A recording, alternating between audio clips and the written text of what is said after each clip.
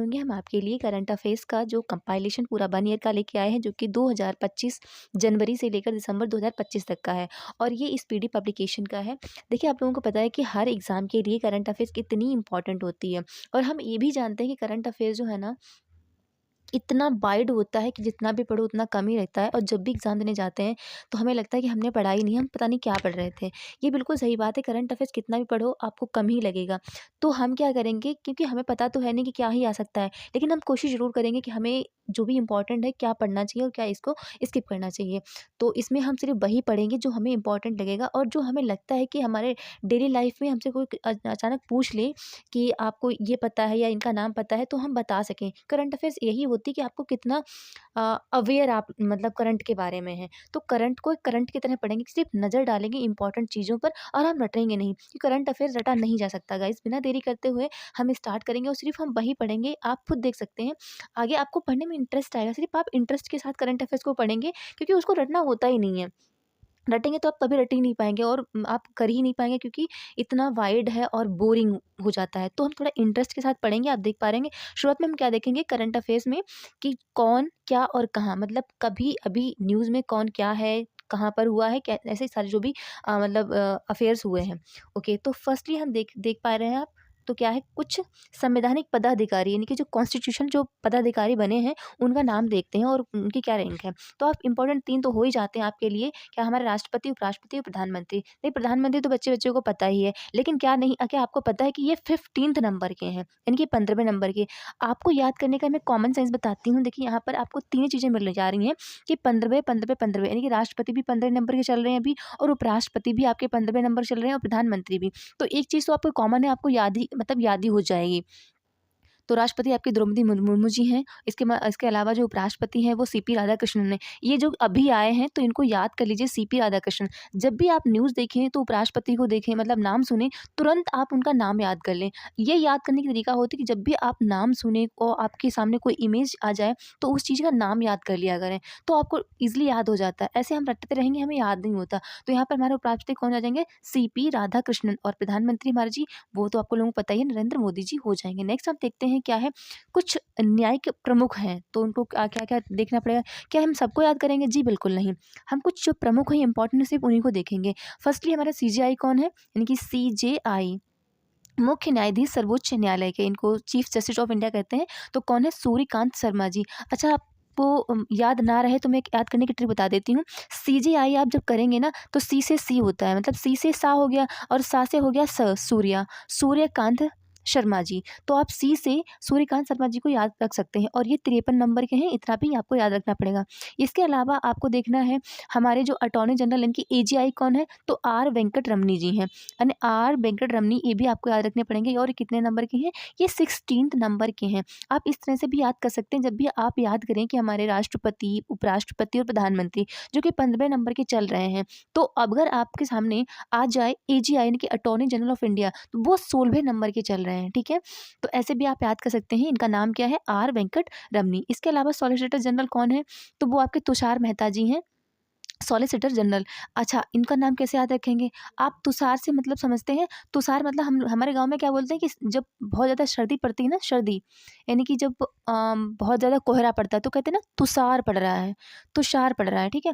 तो तुषार में क्या जब पड़ता है तो क्या करते हैं हम शॉल ओढ़ते हैं। तुषार जब पड़ता है तो क्या करते हैं हम शॉल ओढ़ते हैं, यानी कि तुषार जो मेहता हैं वो शॉल मतलब कौन है? सॉलिसिटर जनरल ऑफ इंडिया है। तो इस तरह से भी आप याद कर सकते हैं। कुछ निमोनिक बना के याद करा करेंगे ना तो आपको ईज़िली याद हो जाएगा। इसके अलावा हम देखते हैं हमारे कि देखो, ये राष्ट्रीय हरित न्यायाधिकरण याद करने की ज़रूरत नहीं है। जीएसटी अपीलिएट इनका भी कोई याद करने की ज़रूरत है नहीं, लेकिन अगर आप याद करना चाहें तो याद कर सकते हैं। जो जीएसटी अपीलिएट मतलब होता है ट्रिब्यूनल, न्यायाधिकरण, तो कौन है? वो संजय कुमार मिश्रा। अच्छा, संजय कुमार मिश्रा नाम इतना मतलब कहते हैं ना, ये एक कहें तो इंसिडेंट ही है कि इतना इन लोगों को प्यारा है कि बहुत सारे जो पदाधिकारी ना संजय के नाम से आएँगे। देखिए, आरबीआई के अगर आप गवर्नर देखेंगे तो संजय मल्होत्रा जी हैं। इसके अलावा आप जीएसटी के एफिलिएट ही देख लीजिए, संजय कुमार हैं। तो इस तरह से आप कुछ सिमिलर नाम याद करके देख के याद कर सकते हैं। इसके अलावा देखेंगे आप संसदीय प्रमुख, इनको कोई से भी याद करने की कोई ज़रूरत नहीं है, आप इनको छोड़ दीजिए। इसके अलावा देखेंगे निर्वाचन आयोग। यहाँ पर देखिए इलेक्शन कमीशन में जो चीफ इलेक्शन कमीशन है उनका नाम है ज्ञानेश कुमार। तो क्या करें, आप अपने आस-पास में देखें कोई ज्ञानेश कुमार क्या है? अगर नहीं है तब भी आप इमेजिन कर सकते हैं, अपने घर में किसी का नाम रख सकते हैं ज्ञानेश कुमार। और ज्ञानेश कुमार को आप सीजीआई मतलब चीफ इलेक्शन कमीशन यानी कि सीई अ, सी बोल सकते हैं। तो ऐसे आप अपने किसी घर में कैंडिडेट का नाम बोल दीजिए, उसको चीफ इलेक्शन कमीशन आप हैं और आपका नाम ज्ञानेश कुमार है। तो ऐसे आपको याद हो जाएगा। तो मेरी याद करने की ट्रिक यही रहती है कि मैं अपने घर में कैंडिडेट के नाम रख लेती हूँ, फिर उनको पद दे देती हूँ। तो मुझे ऐसे याद रहता है। नेक्स्ट क्वेश्चन है चुनाव आयोग, तो इनको याद करने की कोई ज़रूरत नहीं है। नेक्स्ट देखते हैं नियंत्रक एवं महालेखा परीक्षक यानी कि सीएजी। सीएजी आपका कौन है? तो देखो कि संजय मूर्ति। अभी हमने क्या देखा था, जो जीएसटी जो ट्रिब्यूनल है ना, उसके जो मतलब न्यायाधिकारी हैं वो संजय थे, उनके उनका नाम भी संजय था। और यहाँ पर हमारे सीएजी भी हमारे संजय मूर्ति हैं। इसके अलावा संजय जो मल्होत्रा हैं वो आरबीआई के गवर्नर हैं। तो 3 तो संजय आपको इस तरह से याद हो जाएँगे। आरबीआई के गवर्नर कौन है? तो संजय मल्होत्रा जी हैं। इसके अलावा सीएजी कौन है? तो के संजय मूर्ति हैं। ये भी 15th नंबर के हैं। इनको भी आप राष्ट्रपति, उपराष्ट्रपति और प्रधानमंत्री से रिलेट कर सकते हैं कि ये 15th नंबर के चल रहे हैं। ओके, इसके अलावा आपको यहाँ पर कुछ भी याद करने की ज़रूरत नहीं है। सशस्त्र सेनाओं के प्रमुख, हाँ, इनको याद कर सकते हैं कि जो आपको पता है कि जब भी तीनों सेनाओं के जो प्रमुख होते हैं वो सिर्फ हमारी राष्ट्रपति ही होते हैं, तो वो कौन हो जाएँगे? हमारे राष्ट्रपति द्रौपदी मुर्मू जी। इसके अलावा वायुसेना अध्यक्ष, नौसेना अध्यक्ष, ये बिल्कुल याद करने की ज़रूरत नहीं है। हाँ, आप सीडीएस को याद रख सकते हैं। सीडीएस जो है ना वो लेज़े अनिल कुमार है। अब इतना लेफ्टिनेंट जनरल कौन है? अनिल कुमार। तो आप ऐसा करिए कि आपके मतलब मैंने आपको पहले ही बताया है कि कोई भी आपके आस-पास में अनिल हो, जिनका नाम अनिल हो, आपके भाई हों, आपके मतलब कोई भी हो सकते हैं, आपके घर में कोई हो अनिल, आपके रिलेटिव में कोई हो सकता है ना अनिल, तो आप उन अनिल को सीडीएस बोल दीजिए कि वो अनिल जो है ना वो सीडीएस हैं। वो अनिल कौन है? तो वो सीडीएस हैं, यानी कि चीफ ऑफ डिफेंस स्टाफ। तो आपको याद रहेगा कि सीडीएस कौन है? तो अनिल चौहान जी हैं।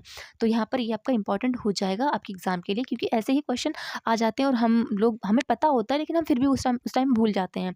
नेक्स्ट देखते हैं सचिव एवं सलाहकार। इनमें से कुछ भी याद करने की ज़रूरत नहीं, सिर्फ़ आप इनको देख लीजिए ज़रा। निजी सचिव प्रधानमंत्री की, क्योंकि ये न्यूज़ में थोड़ी ज़्यादा रही थी, निधि तिवारी जी। ये जो प्रधानमंत्री है ना उनकी जो सचिव है ना, प्राइवेट सेक्रेटरी, वो निधि तिवारी जी को बनाया गया है। तो वहाँ पर इनको आप याद रख सकते हैं। ज़्यादा इंपॉर्टेंट नहीं होता है, क्योंकि हो सकता है आ जाए तो इतना, क्योंकि थोड़ा न्यूज़ में ये ज़्यादा रही थी। इस वजह से मैं आपको इनको बता रही हूँ। इसके अलावा आप यहाँ पे कुछ मत देखिएगा। इसके अलावा गुप्त एवं जाँच संगठन की बात करें, जो भी हमारे गुप्तचर एवं जाँच संगठन है ना, उनमें सीबीसी और सीबीआई, इन 2 का याद कर लेंगे काफ़ी है। अगर सीबीसी की मैं बात करूँ तो प्रवीण कुमार श्रीवास्तव। आप कहेंगे आप इनको कैसे याद रखें? सीबीसी, अब सीबीसी के यानी कि चीफ विजिलेंस कमीशन, बीच में वी है, यहाँ पर प्रवीण कुमार में बीच में वी है, तो आप इस तरह से याद कर सकते हैं। इनकी सीबीसी के जो है ना वो कहीं न कहीं वी से हैं। इनके इसके बीच में भी वी है, यानी कि प्रवीण कुमार श्रीवास्तव। तो सीबीसी कौन है? प्रवीण कुमार श्रीवास्तव। इसके अलावा सीबीआई याद कर सकते हैं। सीबीआई में भी प्रवीण है। तो सीबीसी और सीबीआई दोनों प्रवीण कुमार है। एक प्रवीण कुमार है, एक प्रवीण सूद है। तो आप थोड़ा-सा रिलेट करेंगे ना, मतलब थोड़ा-सा बुद्धि लगाएँ, आपको याद हो जाएगा। ज़्यादा दिमाग ना लगाएँ, ज़्यादा दिमाग लगाएँगे तो पक्का कन्फ्यूज़ हो जाएँगे। नेक्स्ट आपको बताएँ हम यहाँ पर अर्धसैनिक बलों की बात करूँ, तो यहाँ पर आपको सिर्फ़ और सिर्फ़ आप याद कर लीजिए सीआरपीएफ पीएफ के, तो ज्ञानेंद्र प्रताप सिंह है। इम्पोर्टेंट इतना तो नहीं है, लेकिन फ़िलहाल आप देख लीजिएगा। इसके अलावा कुछ भी आपको देखने की ज़रूरत नहीं है, क्योंकि कुछ भी नहीं आता इसमें से एग्ज़ाम में। नेक्स्ट देखते हैं। इसके अलावा प्रमुख आयोगों के अध्यक्ष एवं सचिव, जैसे नीति आयोग के अध्यक्ष, ये तो आपको याद करने ही पड़ेंगे। क्यों? कौन है? नरेंद्र मोदी। जो नीति आयोग है ना, इसके हमेशा जो भी प्रधानमंत्री रहेंगे वो ही अध्यक्ष रहेंगे। अब अभी प्रधानमंत्री नरेंद्र मोदी जी हैं, तो वो उसके अध्यक्ष हो जाएंगे नीति आयोग के। अगर मतलब इन केस कोई और प्रधानमंत्री होगा, तो वो नीति आयोग के अध्यक्ष बना दिए जाएंगे। ठीक है। इसके अलावा आप देखेंगे तो संघ लोक सेवा आयोग के जो अध्यक्ष है ना, ये आपका इंपॉर्टेंट हो जाता है। संघ लोक सेवा आयोग यानी कि यूपीएससी के, तो अजय कुमार जी हैं। अजय कुमार बहुत ही छोटा नाम है, बहुत ही प्यारा नाम है और बहुत ही प्यारी जॉब है। कौन सी? यूपीएससी। यूपीएससी बहुत ही प्यारी जॉब है, तो बहुत प्यारा इनका नाम भी है, इनके अध्यक्ष का नाम भी है अजय कुमार जी। ठीक है। इसके अलावा आप देखेंगे कुछ भी यहाँ पर इम्पोर्टेंट नहीं हो जाता है। लोकपाल आप चाहें तो याद कर लें, अजय मानिकराव खानविलकर। ओके। नेक्स्ट देखते हैं। वित्त आयोग के अरविंद पनगड़िया जी हैं। तो नेक्स्ट देखते हैं क्वेश्चन आपका, यहाँ पर देखिए कुछ बोर्ड समितियाँ यहाँ पर आप बिल्कुल छोड़ दीजिए। सेबी की याद कर लीजिए, यानी कि जो सेबी है ना, यानी कि भारतीय प्रतिभूति एवं विनिमय बोर्ड, जो कि सेबी के जो अध्यक्ष हैं वो तुहिन कांता पांडे हैं। तुहिन कांता पांडे, इससे पहले कौन थी सेबी की अध्यक्ष? तो वो माधवीपुरी बुच थी, जो उन पे थोड़ा मतलब केस भी चला था, थोड़ा न्यूज़ में ज़्यादा हाईलाइट रही थी। तो इस तरह से आप याद कर सकते हैं, उनके स्थान पर यहाँ पे तुहिन कांता पांडे जी जो सेबी के अध्यक्ष बनाए गए हैं। नेक्स्ट देखते हैं क्या है। कुछ महारत्न कंपनियाँ, इनको बिल्कुल छोड़ दीजिए, इनका कोई अध्यक्ष-वध्यक्ष नहीं पूछे जाएँगे, यानी कौन सीएमडी है, कौन एमडी है, कौन CEO, nothing is important for your exam. So next देखते हैं, नवरत्न कंपनियों के भी मैटर नहीं करता है, क्योंकि ये पूछे नहीं जाते हैं, सिर्फ कंपनियाँ पूछी जाती हैं। तो आप उनको इन में देख सकते हैं कि कंपनियाँ कौन-कौन सी महारत्न हैं और कौन-कौन सी नवरत्न कंपनियाँ हैं। ओके, तो हम इनको यहाँ पे छोड़ देते हैं। इसके अलावा अन्य सार्वजनिक उपक्रम, इनको भी इम्पोर्टेंट नहीं समझते हैं। इसके अलावा आप देखिए शिक्षण एवं अकादमिक संस्थानों के प्रमुख, तो यहाँ पर आप यूजीसी के याद कर लीजिएगा, यानी कि विश्वविद्यालय अनुदान आयोग के जो विनीत जोशी हैं। देखिए इतना इंपॉर्टेंट नहीं है, फिर भी मैं आपको बता रही हूँ जस्ट योर नॉलेज के लिए। ओके, तो इसके अलावा इग्नू के इंपॉर्टेंट नहीं होते हैं, नहीं है, क्योंकि पूछे नहीं जाएंगे। आप एनसीईआरटी की याद कर लीजिए। जो एनसीईआरटी के निदेशक है ना, वो है दिनेश प्रसाद सकलानी। दिनेश प्रसाद सकलानी आपके इन एनसीईआरटी के निदेशक हो जाएंगे। इसके अलावा सीबीएसई के अगर चाहें तो आप याद करिए राहुल सिंह। सीबीएसई जब भी याद करते हैं तो आप दिल्ली याद कर लेते हैं कि दिल्ली में सीबीएसई बोर्ड चलता है, तो दिल्ली में राहुल जी दबदबा बनाए हुए हैं, राहुल सिंह। अब राहुल गांधी नहीं है, राहुल सिंह है जो कि सीबीएसई के अध्यक्ष हैं। नेक्स्ट देखते हैं प्रेस एवं मीडिया के अगर प्रमुख देखें, तो प्रेस एंड मीडिया के जो प्रमुख हैं, बिल्कुल इंपॉर्टेंट आपके एग्जाम के लिए नहीं है, आप इनको बिल्कुल पूरी तरह से स्किप कर सकते हैं। नेक्स्ट देखते हैं वैज्ञानिक एवं अनुसंधान संगठन। अच्छा, वैज्ञानिक एवं अनुसंधान संगठनों में सिर्फ दो इंपॉर्टेंट हो जाते हैं, जो कि आपके एग्जाम में हाँ पूछे बिल्कुल जा सकते हैं, कि इसरो और डीआरडीओ। इसरो के अध्यक्ष कौन है? तो बी नारायणन जी हैं, जो कि 11वें नंबर के हैं। इसरो इसरो के जो अध्यक्ष हैं, इनको बिल्कुल याद रखिएगा। आप अपनी कॉपी में नोट डाउन कर लीजिए। देखिए जो मैं बता रही हूँ, आप कोशिश करिए एक रफ कॉपी लीजिए, और वहाँ पर जो भी मैं इंपॉर्टेंट बता रही हूँ सिर्फ आप लिख लीजिए। मैं ये नहीं कह रही नोट्स बनाइए, सिर्फ आप लिख लेंगे, क्योंकि अगर मैंने बोला कि इसरो के जो अध्यक्ष कौन है, तो बी नारायणन जी हैं, जो कि 11वें नंबर पे। आप लिख लेंगे ना, फिर भी आप जब भी एग्जाम में क्वेश्चन को देखेंगे तो आपको कहीं ना थोड़ा-थोड़ा याद आएगा कि हाँ ये तो मैंने पढ़ा था। तो इस तरह से क्वेश्चन कहीं न कहीं हमारे मतलब 80% चांस होता है कि हम ठीक ही कर देंगे। करंट अफेयर्स में यही होता है, या तो आप आर है तो पार, तो यही होता है, तो आप ऐसे ही कर सकते हैं। नेक्स्ट डीआरडीओ का देखेंगे, डीआरडीओ के समीर वी कामत है। समीर वी कामत किसके हैं? डीआरडीओ के अध्यक्ष हैं। और इसरो के कौन है? वी नारायणन। तो यहाँ पर आप बी नारायणन इसरो, बी नारायणन इसरो, और डीआरडीओ समीर वी कामत। तो इस तरह से आप याद करें, सिर्फ दो ही इंपॉर्टेंट है, इसके अलावा बिल्कुल इंपॉर्टेंट नहीं है। नेक्स्ट है खेल संगठनों के प्रमुखों की मैं बात करूँ, तो आईसीसी के आप याद कर लीजिए जय शाह, जो कि भारत के हैं, इसलिए आप याद कर लीजिए, क्योंकि इसके अध्यक्ष इंटरनेशनल क्रिकेट काउंसिल के, तो जय शाह इनका नाम है, जो कि भारत से ही हैं। इसके अलावा आपको याद करना नहीं है, यहाँ पे मैं बता देती हूँ। आप चाहें तो चाहें क्या छोड़ ही दीजिए, क्योंकि कोई भी इंपॉर्टेंट कुछ भी नहीं पूछा जाने वाला आपसे। अच्छा, बीमा यहाँ पर देख लीजिए थोड़ा, ये इंपॉर्टेंट हो जाता है आपके लिए।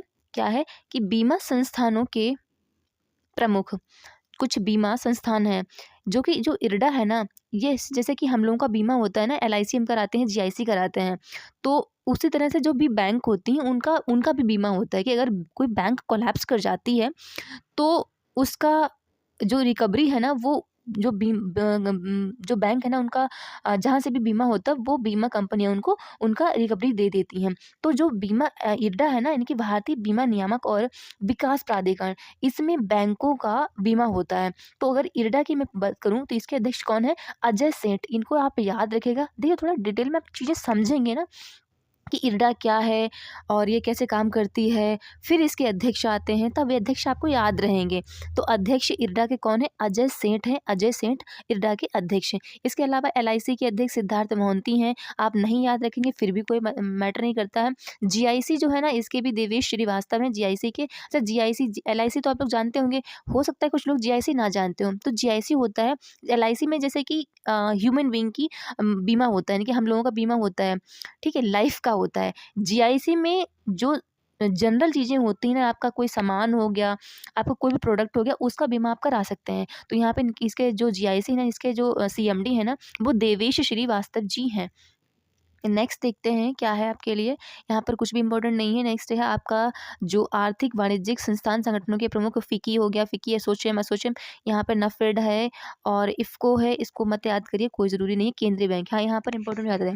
जो केंद्रीय बैंक क्या है, हमारी आरबीआई है। तो आरबीआई के गवर्नर क्या है, मैंने अभी पीछे बताया था कि आरबीआई के गवर्नर कौन है, तो संजय मल्होत्रा जी हैं। आप बिल्कुल मत भूलिएगा संजय मल्होत्रा। आपको पता है कि जो सारे नोट होते हैं, जब करेंसी होती है, उन पे जो हस्ताक्षर होते हैं, साइन होते हैं, वो आरबीआई के गवर्नर के ही होते हैं। सिर्फ़ ₹1 के नोट, ₹1 के सिक्के को छोड़ के, क्योंकि ₹1 का जो सिक्का होता है, वो गवर्नमेंट द्वारा जारी किया जाता है। बाकी जो भी नोट होते हैं, वो सारे आरबीआई द्वारा ही रिलीज़ किए जाते हैं और उसपे जो साइन होते हैं, सिग्नेचर होते हैं, वो आरबीआई के गवर्नर के होते हैं। फ़िलहाल अभी जो गवर्नर हैं, वो संजय मल्होत्रा जी हैं और ये जो है ना, वो 26वें नंबर के हैं, 26वें नंबर के हैं। आप इनको कैसे याद रखेंगे? मैंने आपको पहले बताया कि आप संजय अपने आस-पास में किसी को देख लीजिए, जो भी आप जिसको आप जानते हैं, तो घर में भी संजय हो सकते हैं, आप उनको आरबीआई का गवर्नर बोलने लगें। हाँ, उन्हें अच्छा पद मिल जाएगा तो आपके पास से क्या जाएगा, हालाँकि आपको नाम रख के आपको उन्हें बार-बार बोलना है कि वो संजय जो है ना, वो आरबीआई के गवर्नर हैं। वो संजय जो जिनको मैं जानती हूँ, वो आरबीआई के गवर्नर हैं, तो आपको याद रहेंगे। ओके? तो देखते हैं अगला क्या हो जाएगा।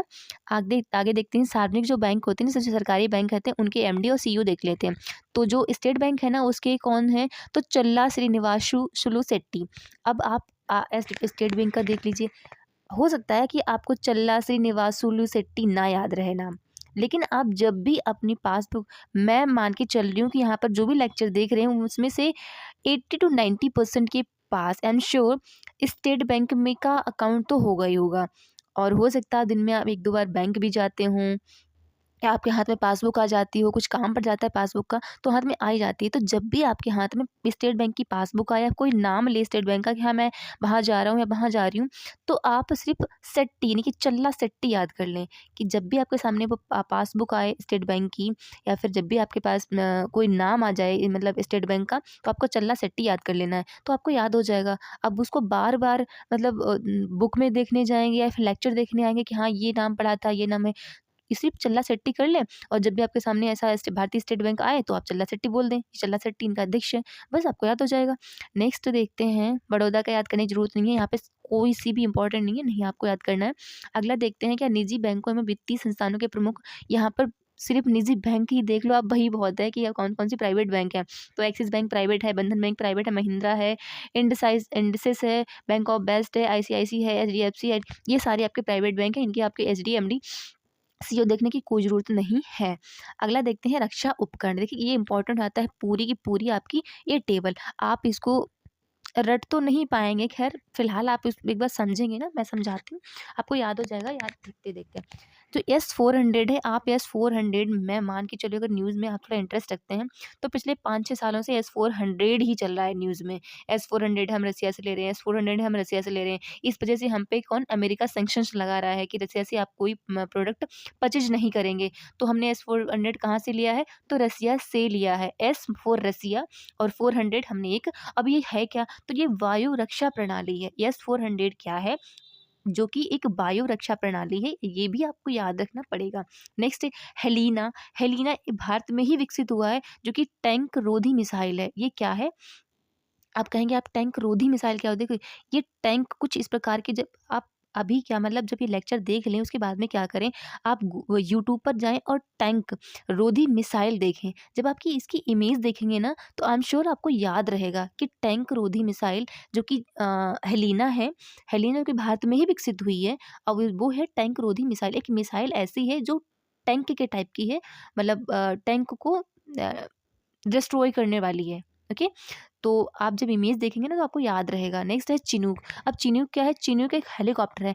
बाय गॉड, चिनूक इतना अच्छा हेलीकॉप्टर, देखने में लगता है कुछ इस प्रकार से फर निकले हुए हैं और बहुत ही मतलब बड़ा है। मैंने वही है ना कि आप अगर इमेज देखेंगे ना, तो आपको याद भी रहेगा और मतलब छवि बनी रहेगी, आपको बार-बार रटने की ज़रूरत नहीं पड़ेगी। तो जो चिनूक जो है ना वो हेलीकॉप्टर है, जो कि हमने कहाँ से लिया है, अमेरिका कंपनी बोइंग ने बनाया है। हमने लिया नहीं है, बल्कि ये एक जो अमेरिका कंपनी कौन है? बोइंग है। बोइंग कंपनी कहाँ की है? तो अमेरिका की है, उसने चिनूक हेलीकॉप्टर बनाया हुआ है। नेक्स्ट देखते हैं हम बराक 8। बराक 8 जो है ना वो इज़राइल और हमारे डीआरडीओ यानी हमारे जो डीआरडीओ है ना, जो कि इंडिया का है, और इज़राइल ने मिलकर बराक 8 बनाया है, जो कि सरफेस टू एयर मिसाइल है।